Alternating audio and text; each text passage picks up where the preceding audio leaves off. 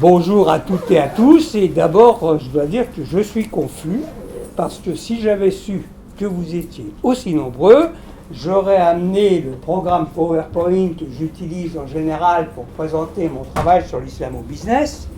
Mais il faut dire que la première fois que je suis intervenu pour le Cercle Aristote, c'était il y a 3-4 ans, j'étais dans une sorte de cave, on était une dizaine de personnes, et je me suis dit qu'on sera une dizaine de personnes, et je n'avais pas perçu la croissance exponentielle des auditeurs et des fidèles du Cercle Aristote. Donc je ne vais faire qu'une intervention orale, et je vais juste un petit peu dire, pour compléter ce qu'a dit le présentateur, dire un petit peu d'où je viens et pourquoi je suis devenu consultant international sur l'immigration, l'Afrique et l'islam radical. Rien ne me préparait à ça. J'ai d'abord été prof, puis prof de prof, puis prof de prof de prof, et directeur du centre de formation au CAPES et à la Grègue. Et en dehors de ça, j'écrivais des bouquins, et j'ai fait notamment la première expo sur l'imagerie politique pour l'ouverture du centre Beaubourg. Donc je me partageais entre l'éducation et l'illustration, et je me trouvais très bien dans tout ça. Et puis, j'ai pris une année sabbatique à mes frais. À l'époque, c'était à nos frais. On m'a proposé de prendre la direction du centre de formation nationale au CAPES et à la Grègue. En 82, c'était l'époque où l'enseignement catholique et le gouvernement de le ministre de l'Éducation, M. Savary, dans le premier gouvernement sous la présidence Mitterrand, était vraiment en bisbille. Et pour faire une concession, Savary, qui recevait le directeur de l'enseignement catholique, avait dit « Bon, écoutez, ces gens de l'enseignement catholique, ils sont chiants, mais bon, ils veulent de la formation, alors ils vont avoir le droit pendant 9 semaines de préparer, une fois dans leur vie, de préparer le CAPES, et s'ils veulent préparer la Grègue, ça ne sera pas 9 semaines, ça sera 12 semaines. » Donc le directeur de l'enseignement catholique me téléphone, j'étais en train de regarder un match de foot à 100 et quelques kilomètres de Paris, en me disant voilà, est-ce que tu veux relever ce défi ? Je lui dis mais attends, on est en décembre là, le CAPES c'est au mois de mars, si je ne me trompe pas. On fait comment ? Qu'est-ce que tu as ? Tu as les profs pour enseigner, tu as les étudiants qui sont des profs en exercice pour participer. Il me dit non, j'ai rien de tout ça, c'est ton boulot. Par contre, j'ai des locaux. Alors c'est vrai qu'on avait des très beaux locaux au-dessus de chez Armand Collin, boulevard Saint-Michel. Donc j'ai dit bon, je veux bien essayer, mais on fait un contrat à durée déterminée. C'est-à-dire que si je vois au bout de 2 mois que c'est pas possible, on arrête. On a monté donc 9 CAPES, les classiques, vous voyez, lettres classiques, lettres modernes, histoire et géo, sciences économiques et sociales, et puis des beaucoup plus compliqués qui étaient les sciences nat ou la musique. Moi, je ne connaissais rien à l'architecture pour garder les sons. Donc, faire aménager une salle de musique, c'était complètement neuf. Quant aux sciences nat,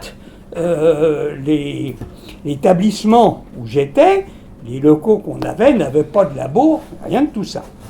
Donc, j'ai passé un contrat avec le président de l'université Paris 7, qui était un président communiste à l'époque, donc ça a été un peu dur, parce que responsable de l'enseignement catholique et passer un contrat avec une université dont le président était communiste, c'était un peu compliqué, mais on y arrivait. Et on a eu de très bons résultats.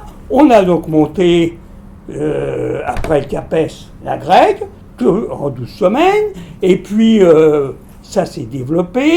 On a quand même eu des majors à différents CAPES, et on s'est aperçu qu'on pouvait parfaitement préparer le CAPES en 9 semaines. Mais il faut dire qu'on ne travaillait pas comme à l'université. Moi, je réunissais les profs par discipline, et puis les profs qui suivaient, les élèves profs en quelque sorte par discipline, et puis on faisait des évaluations, puis quand il y avait un prof qui n'était pas bien perçu, c'était dehors. Gentiment, mais dehors quand même, parce qu'en 9 semaines, on ne peut pas se tromper.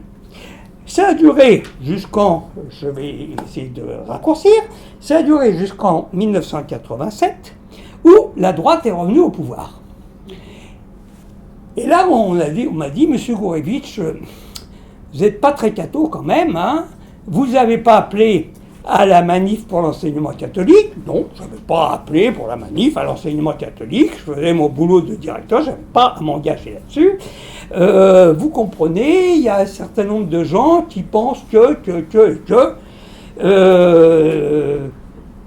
J'ai à peu près compris qu'on souhaitait me faire partir.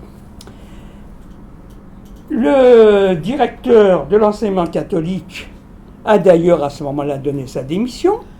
Le directeur de l'Institut supérieur de pédagogie a donné sa démission. Le directeur de l'Institut catholique a donné sa démission. Et moi qui suis mauvaise tête, étant avec quelque chose qui marchait bien, je ne voyais pas pourquoi je donnerais ma démission. Mais quand même, j'avais pris un adjoint en me disant, on va tenir jusqu'à la fin de l'année, mais après, je n'ai pas du tout envie de me bagarrer toute la vie avec un conseil d'administration, donc je passe la main. Sauf que j'ai passé la main un peu plus vite que prévu, et donc je me retrouve en quelque sorte licencié. Il n'y avait pas de faute, mais c'était plus simple de partir. Et l'ancien directeur, à ce moment-là, me téléphone en disant Jean-Paul, je tutoyais quand même, est-ce que ça te dirait d'être sur une liste de consultants pour l'Afrique? Tu peux toujours me mettre sur la liste de consultants sur l'Afrique, c'est pas un problème.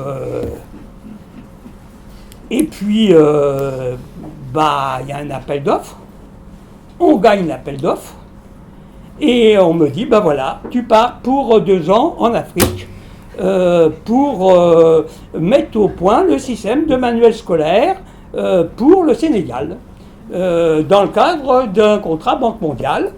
Je dis, mais là, 2 ans, j'étais quand même allé un peu en Afrique avant, mais je n'avais pas vécu vraiment en Afrique. Et ça me paraissait très court quand même. Donc j'y vais avec 3 ou 4 autres collègues, chacun chargé d'une section particulière.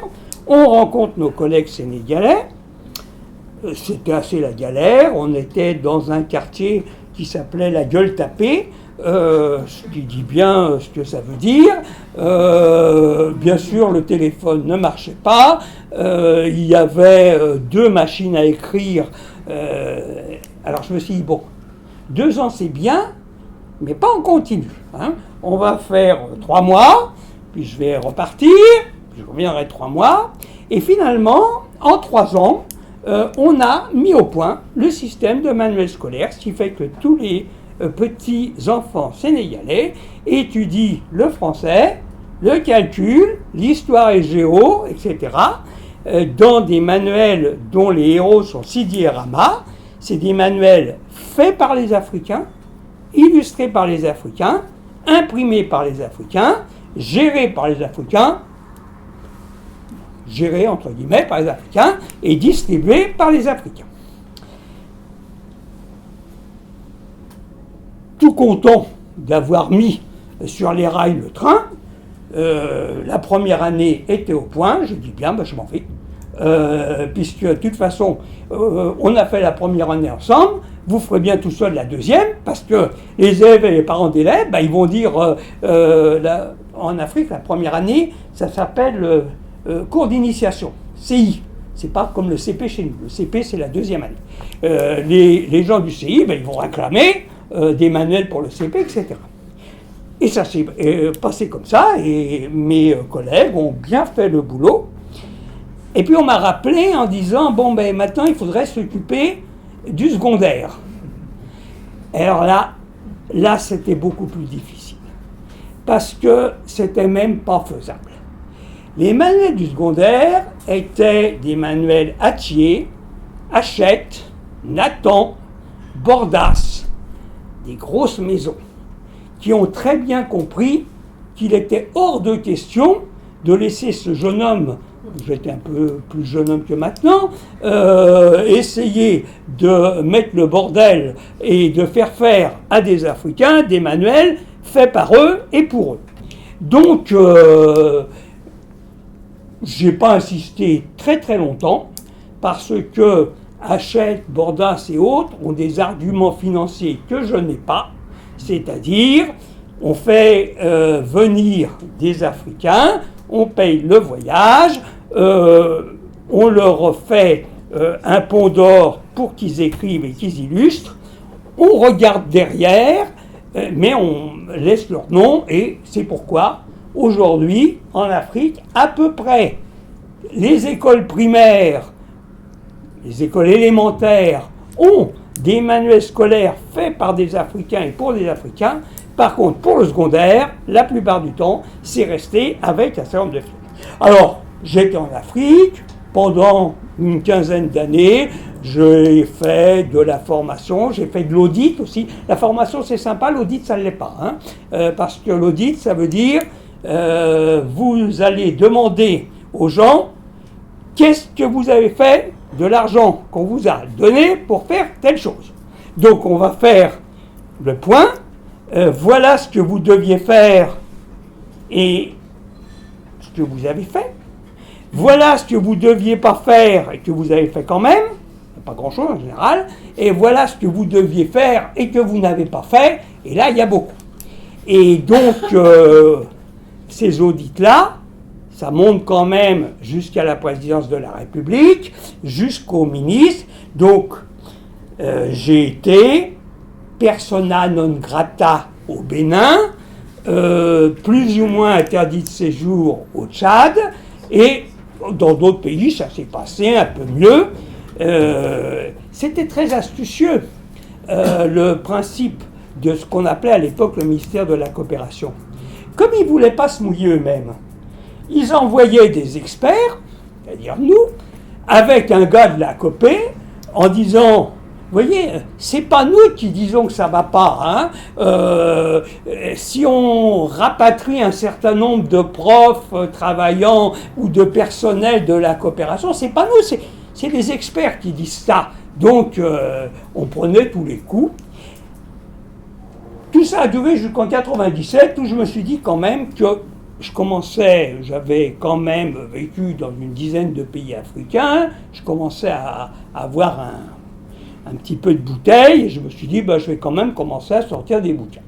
Et j'ai sorti un premier bouquin qui s'appelait L'Afrique, le fric, la France, donc qui a fait un peu de tonus, qui s'est quand même relativement bien passé, puis après, toute une série d'ouvrages, et je suis devenu un peu incontournable en ce qui concernait l'Afrique et l'immigration. Et puis comme les deux sont liés, parce que quand vous êtes en Afrique, c'est un pays d'émigration. Vous vivez les drames de l'immigration, parce que c'est un drame, on ne quitte pas son pays par plaisir. C'est pire maintenant, mais ça l'était déjà. Donc, on travaillait sur l'Afrique, on travaillait sur l'immigration, et en même temps, je travaillais avec les diasporas africaine ou maghrébine en France, parce qu'un certain nombre de gens avec qui je travaillais étaient venus en France, donc on avait des contacts, et dans le cadre du partenariat euro-africain, on travaillait avec ça. Et je suis arrivé un petit peu comme ça au problème de l'islamisme radical aux alentours des années 2009-2010.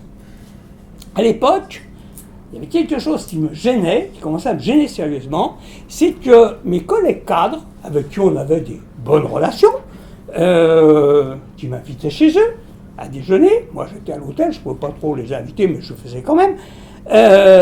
J'ai senti que progressivement, il y avait chez les jeunes cadres une montée de l'islamisme radical alors, pas chez tous, bien sûr, chez une minorité, mais ça se voyait même dans les rapports personnels. C'est-à-dire que je devenais le toubab qui vient apporter la bonne parole avec ses options occidentales, libérales, etc.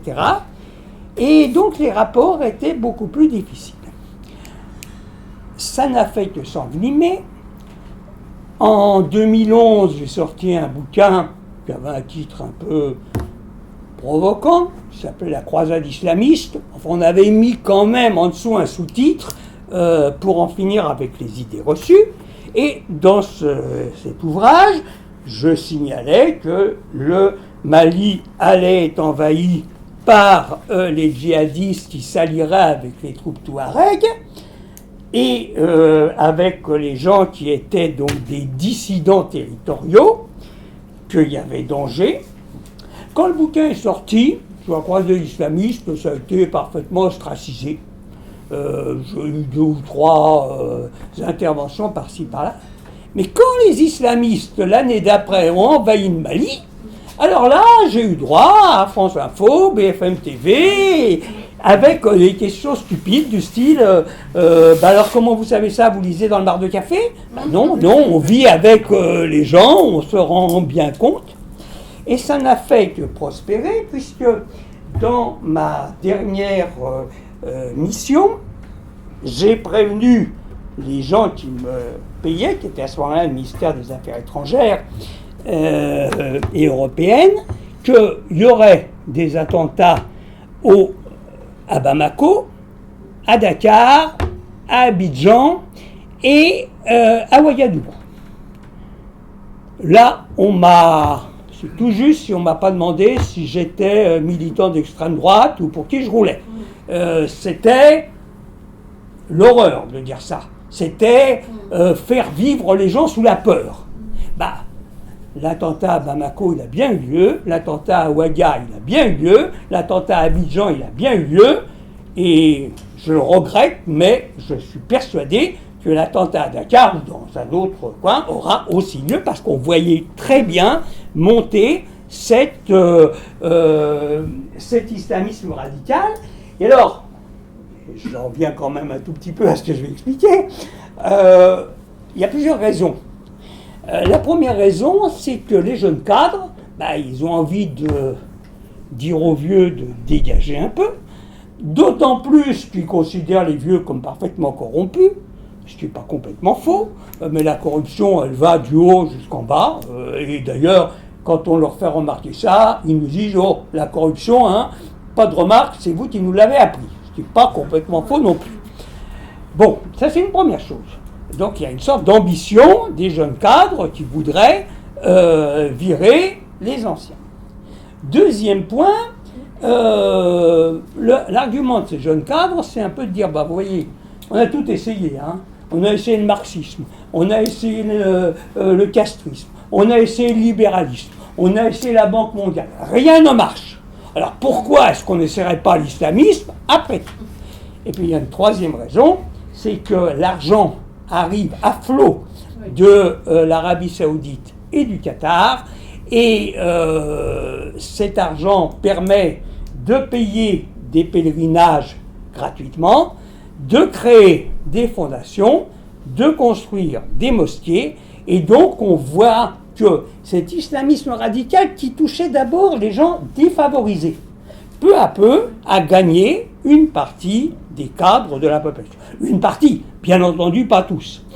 Et c'est très curieux parce que l'islam africain, c'est un islam sympathique, tolérant, où on ne va pas discuter très longuement sur le fait de boire ou de ne pas boire d'alcool, d'avoir des comportements plus ou moins répréhensibles. En plus, bon, comme il y a de la polygamie, puis de l'échange de femmes, bon. Et quant à l'homosexualité, elle existe aussi là-bas comme ailleurs. Donc c'était un islam très tolérant qui le devient de moins en moins, et je reviendrai là-dessus. Ça m'a amené donc à me dire que le bouquin sur la croisade islamiste était quand même un peu dépassé, d'autant plus que mon éditeur a fait faillite. Et donc, mon éditeur s'appelait Pascal Gallaudet, c'était un éditeur courageux, parce qu'il faut prendre un bouquin quand même sur la croisade islamiste, c'est pas évident. J'avais fait pour lui les petits-enfants dans la Grande Guerre, parce que je travaille aussi sur des tas d'autres choses. Je suis spécialiste de tout ce qui concerne l'enfance. J'ai fait le premier dico de la littérature de jeunesse du XVe siècle, là aujourd'hui en France et dans tous les pays du monde. Et je viens de sortir une encyclopédie des contes de fées. Mais bon, des bouquins sur la Grande Guerre, il y en avait des tas, mais des bouquins sur les petits-enfants de la Grande Guerre, il n'y en avait pas. Donc, puisque j'aime bien faire ce que personne ne fait, je fais le bouquin sur les petits-enfants dans la Grande Guerre, et quand il sort, mon éditeur se met en liquidation, ce qui fait que, bon, si tout à l'heure, il y en a que ça intéresse, j'ai récupéré 50 bouquins, comme il m'a dit gentiment. Écoute, je t'ai rien payé, la première avance que je t'aurais dû, c'était 500 €, avec 100 balles loin, hein. Bon, écoute, je t'envoie 50 bouquins, hein. Bon, j'ai dit très bien, allez, 10 € le bouquin, voilà. Bon. Mais comme mon éditeur était en faillite, le bouquin sur la croisade islamiste, non seulement il était vieux, mais il était plus diffusé. Donc je me suis adressé à Pierre-Guillaume Deroux, et Pierre-Guillaume Deroux a accepté ce bouquin qui s'appelle l'Islamo-Business, vivier du terrorisme. Alors là, j'ai besoin de donner une petite explication quand même. Pourquoi Islamo-Business ? Ça fait 15 ans que je travaille sur l'économie informelle. Mon premier livre sur l'économie informelle s'appelait L'économie informelle d'ailleurs, qui est sorti en 2002. À l'époque, l'économie informelle, ça disait rien à personne, et même pas mon éditeur qui m'avait dit c'est un très mauvais titre. Hein. Je te le prends, mais c'est un très très mauvais titre. Ça va pas marcher. D'ailleurs, il a eu raison, ça n'a pas bien marché, mais 4 ans après, quand même, Envoyé spécial est venu me chercher en me disant, bon, bah, on voudrait tourner une émission sur l'économie informelle, alors, où ça se passe ? Là, vous êtes confronté à un problème qui n'est pas simplement technique, mais de sécurité personnelle.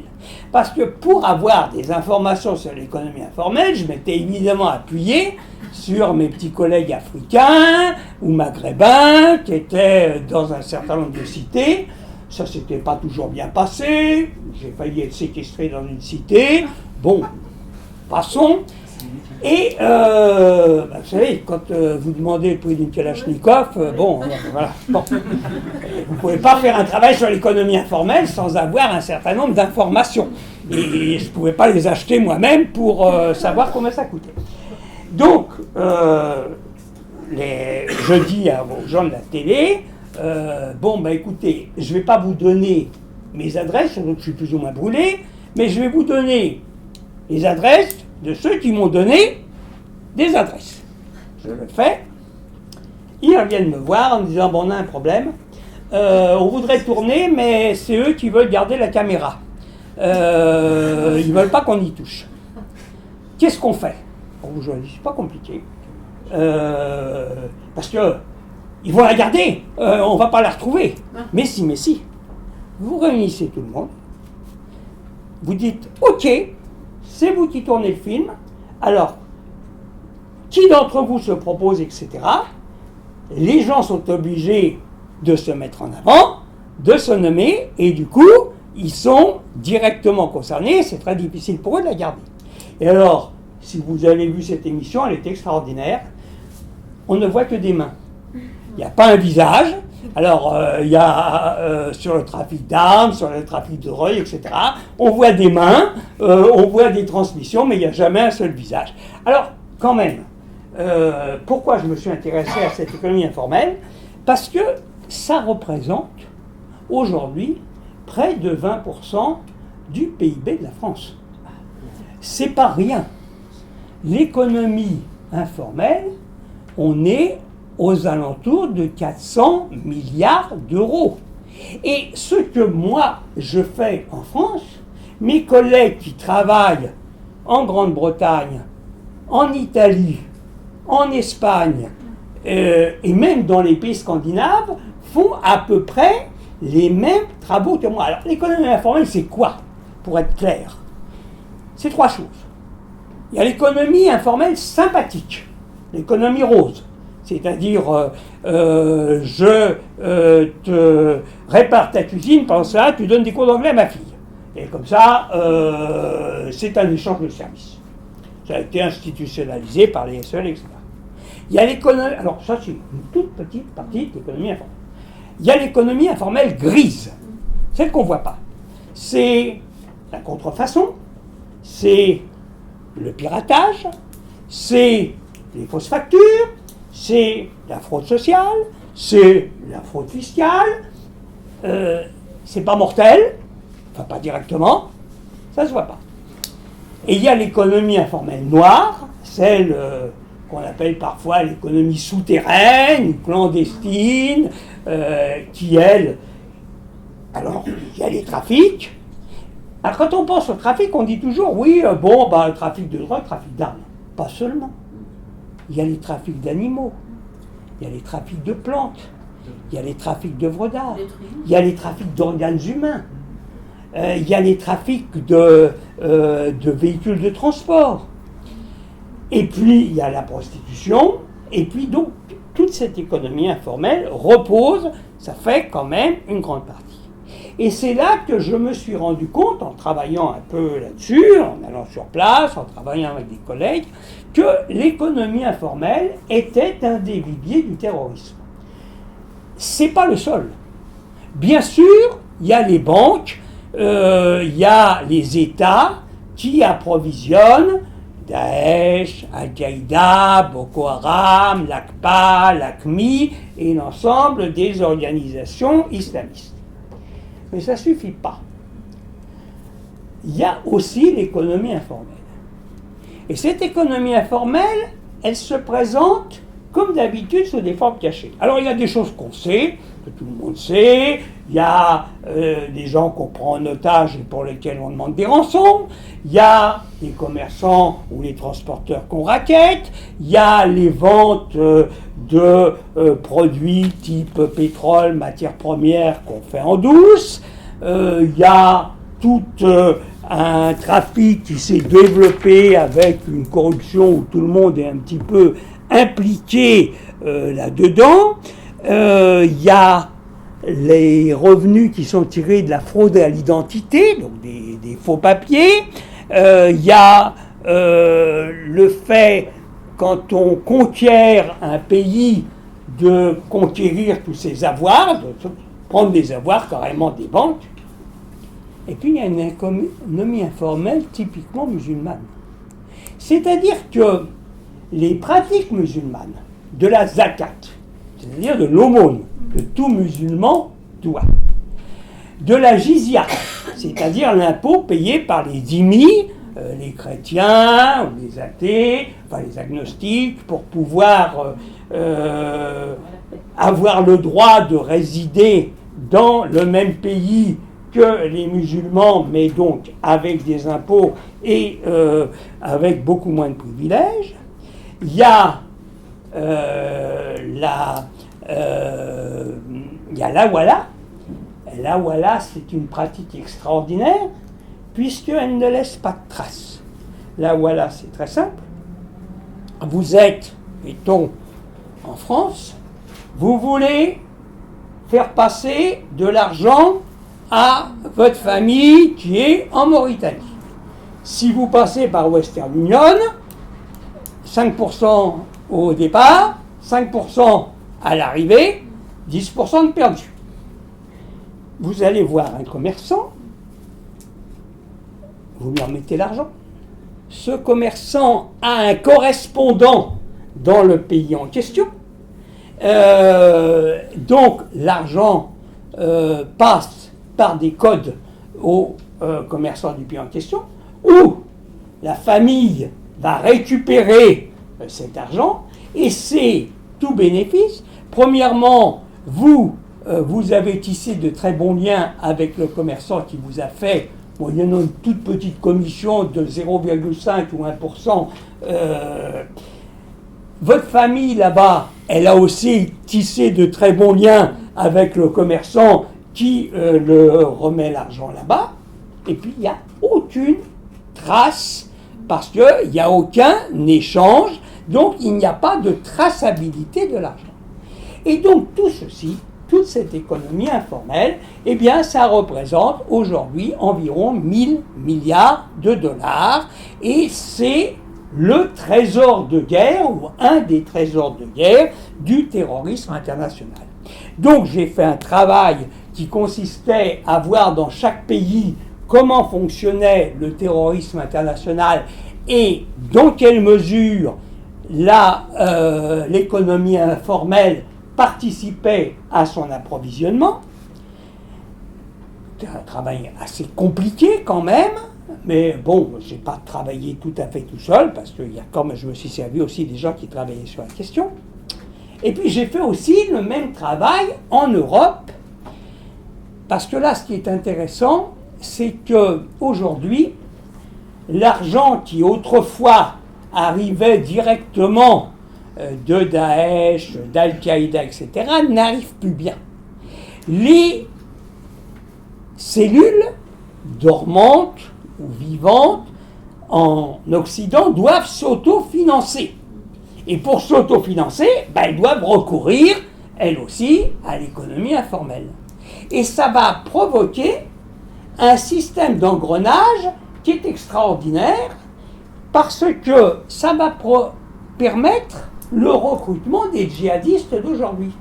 Si vous regardez le parcours du djihadiste, je ne veux pas dire du djihadiste moyen, mais enfin bon, si vous regardez le parcours du djihadiste, en général, ça commence par de la petite fraude. Je ne paye pas mon ticket de bus dès que j'ai 10 ans. De toute façon, personne ne le paye. Alors pourquoi moi je le paierais? Et puis, je deviens chouf, je deviens mouton, je suis receleur, je rentre dans le trafic. Et puis, à un moment, quand même, je me fais prendre. Alors là, je suis furieux. Je me sens victime, parce que pourquoi moi, on me met en tôle alors qu'au-dessus de moi, il y a des tas de gens qui s'engraissent beaucoup mieux que moi et beaucoup plus que moi et qu'eux ne sont pas inquiétés, sauf cas exceptionnel.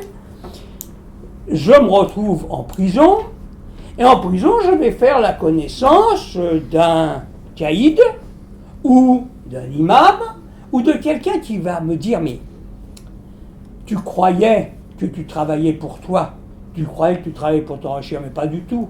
Tu vois bien, ce monde-là, mécréant, t'en veux pas.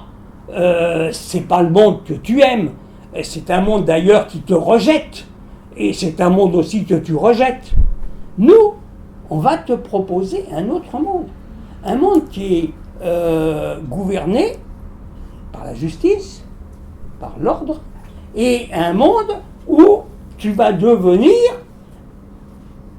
un combattant d'Allah, tu vas être reconnu, tu vas être bientôt un héros, tu vas lire un peu de Coran, sinon on t'expliquera un peu comment ça fonctionne, et puis tu deviendras peut-être après un martyr. Alors je ne veux pas dire que tous les fraudeurs de bus deviennent kamikazes, ce que je veux montrer, c'est le parcours qui fait qu'on passe de la toute petite délinquance au fait de s'engager dans un combat pour la victoire de l'islam. Et j'ai pris un certain nombre d'exemples pour montrer que tout, que ça soit de Khaled Telkal à Ahmed Koulibaly, en passant par Mohamed Merah ou les frères Kouachi, ils ont tous suivi ce cheminement-là. Donc il y a des étapes de ce cheminement qui sont parfaitement balisées. Et qu'on ne sait pas bien parce que on n'a jamais fait le travail de se rendre compte de la façon dont était structurée la communauté musulmane en France. La communauté musulmane en France, évidemment, comme d'habitude, il n'y a pas de statistiques, mais enfin ça fait partie du problème qu'on sait tous résoudre. Il n'y a pas de statistiques, mais on arrive quand même à s'en sortir. En gros, j'ai utilisé 3 méthodes, que je ne veux pas rentrer dans les détails, mais enfin, c'est assez expliqué. Une méthode d'évolution des flux.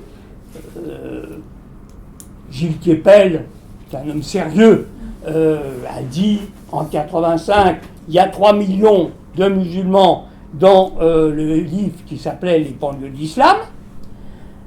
Dali Boubaker, qui est quand même un homme un peu au courant, recteur de la Grande Mosquée de Paris, a dit en 98, les musulmans représentent 10% de la population française. À ce moment-là, il y avait 58 millions de personnes, il y avait donc 5,8 millions de musulmans.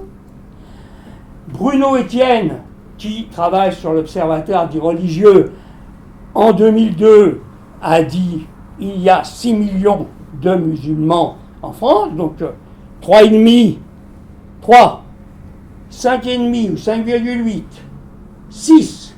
Aujourd'hui, si on suit cette méthode, on arrive entre 8 et 9 millions de musulmans. Je vais revenir après sur ce qu'on entend par musulman. Deuxième méthode, la méthode par les origines. On a en France 4 millions environ de Maghrébins, 2,8 millions d'Africains, plus des convertis, plus des gens qui viennent des Balkans, plus des musulmans. Donc, en travaillant à partir des origines, bien entendu, tous les Africains ne sont pas musulmans, on le sait bien, mais on arrive aussi entre 8 et 9 millions de musulmans. Et puis, de façon un peu plus compliquée, quand on croise le solde migratoire d'un côté et le différentiel de fécondité de l'autre côté, puisque la France, on est à 1,96 ou 98 de fécondité, mais en fait, pour les autochtones, c'est 1,72 ou 1,73, et pour les gens qui viennent de l'espace non européen, c'est 2,6 pour les pays qui sont engagés dans ce qu'on appelle la transition démographique, c'est-à-dire un recul quand même de la natalité. Mais quand il s'agit du Niger, quand il s'agit de Mauritanie, là on est entre 4 et 4,5. Donc c'est avec cet apport-là que la population française continue à s'équilibrer à peu près au niveau de l'indice de fécondité. Donc en gros, on a entre 8 et 9 millions de musulmans en France. Alors, ceux qui croient, comme l'enquête Ipsos de 2014 l'avait fait, que les musulmans sont 32% de la population française, on est dans le fantasme. Mais ceux qui croient aussi, comme M. Chevènement, qu'il y a 4 millions de musulmans en France, là, ils retardent quand même très sérieusement, parce qu'on voit très mal comment, de 2002 à aujourd'hui, la France aurait perdu 2 millions de musulmans, alors qu'on a une immigration importante et qu'on a un différentiel de fécondité important.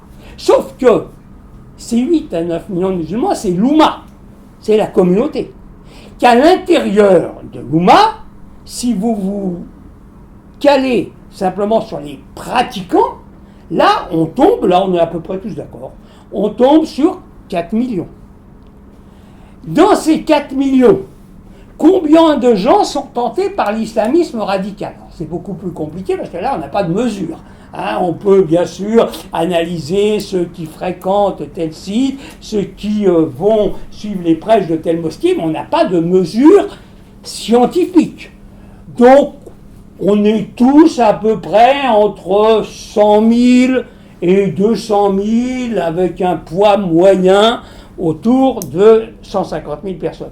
Mais ces 150 000 personnes sont, dans leur très très grande majorité, des gens parfaitement pacifiques, qui épousent des thèses radicales, mais qui vont pas du tout, qui n'envisagent pas du tout de se faire sauter au milieu d'une rame de métro. Seulement, dans ce noyau, vous voyez, si j'avais amené mon PowerPoint, ça serait beaucoup plus joli, parce qu'il y aurait des cercles concentriques avec des couleurs différentes. Donc au milieu, il y a en France 10 à 15 000 activistes. C'est très peu par rapport à l'ensemble de la communauté musulmane, mais ça suffit très largement à mettre un pays à feu et à sang si quelques-uns se réveillent. Donc c'est un petit peu tout ça que j'ai voulu montrer dans ce travail sur l'islamo-business. Je ne voudrais pas être trop long parce que je voudrais laisser du temps aux questions. Et je vais un petit peu m'arrêter là en signalant quand même que on est obligé, quand on est consultant international, c'est pas une fonction honorifique, de non pas dire ce qui va se passer, parce que tous les gens qui vous disent voilà ce qui va se passer, ils sont tous plantés, mais d'essayer d'esquisser des scénarios possibles. Et parmi ces scénarios possibles, il y a quand même 3 grands scénarios majeurs. Il y a le scénario diabolique. C'est l'invasion, on va être bouté hors de France, c'est le grand remplacement, il y a une nouvelle population qui a des traditions qui ne sont pas du tout les nôtres, on a accepté de les recevoir, et maintenant ils prennent tous les postes, etc. C'est l'invasion, c'est le drame absolu. Face à ce scénario diabolique, vous avez bien sûr le scénario angélique, le scénario bisounours, donc le vivre ensemble, le métissage social, on est tous parents de la même grande communauté. Alors c'est vrai que le métissage culturel fonctionne plutôt bien, que le métissage social fonctionne plutôt mal, et que le métissage religieux ne fonctionne pas du tout. Et puis on a un troisième scénario qui commence à s'esquisser, qui n'est plus le vivre ensemble, mais le vivre côte à côte. C'est-à-dire que dans un même pays, il y a plusieurs communautés différentes qui coexistent par la force des choses, qui peuvent tout à fait coexister pacifiquement, si chacune reconnaît que l'autre existe et accepte son existence, qui peuvent au contraire devenir très conflictuelles si une communauté veut imposer à une autre sa façon de vivre, sa façon de voir, ses manières, sa façon de s'habiller, sa façon de manger. Bon. Et ce scénario du vivre côte à côte, on n'est pas tellement prêt à le gérer parce qu'on n'a jamais été habitué à gérer un phénomène comme ça. Le vivre côte à côte, ça peut marcher s'il y a un grand projet qui solidariserait tout le monde, toutes ces communautés vers un même but. À part l'obtention des Jeux Olympiques, dont on n'est pas sûr en plus que ça soit vraiment un projet porteur et dont on n'est même pas sûr de les avoir, je ne vois pas de grands projets qui solidarisent pour l'instant toute la communauté. Alors, il y a d'autres scénarios que ceux-là. Gilles Kepel, que j'ai cité tout à l'heure, avait sorti un ouvrage en 2000 qui s'appelait Grandeur et déclin du djihadisme. Alors, ça avait choqué, parce que le déclin du djihadisme en 2000, c'était quand même difficile à imaginer. Donc il a immédiatement écrit un autre bouquin qui prenait le contre-pied du premier, et aujourd'hui il écrit des ouvrages pour montrer qu'on est dans un danger islamiste absolu. Bon, voilà. Voilà un petit peu ce que je voulais dire sur ce travail sur l'islamo-business, qui est quand même un concept mal connu, et mal connu parce qu'il n'est pas dégagé de sa gangue originelle, c'est-à-dire qu'il désigne à la fois le financement du terrorisme par l'économie informelle, mais aussi le recrutement des djihadistes par l'économie informelle. Voilà ce que je voulais dire, et maintenant je vous redonne la parole.